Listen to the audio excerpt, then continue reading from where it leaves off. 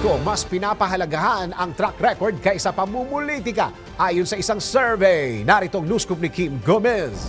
Ayon sa mga survey, mas binibigyang halaga ng mga botante ang track record at tapat na serbisyo ng mga kandidato kaysa sa pamumulitika. Sa Publicos Asia Survey, nangunguna si Senator Bongo sa top of mind category. Tumaas ang ranggo kahit sa kabila ng mga paratang laban sa kanya. Sa survey ng Tanggere, nananatiling mataas ang mga personalidad na kilala sa kanilang track record. Kabilang si Senator Go na kamakailan ay nag-viral matapos sermonan ang PhilHealth dahil sa mga delayed na reforma na nagresulta sa zero budget para sa 2025. Ngayon lang kayo nagkakandara pa dahil naging issue na po itong PhilHealth.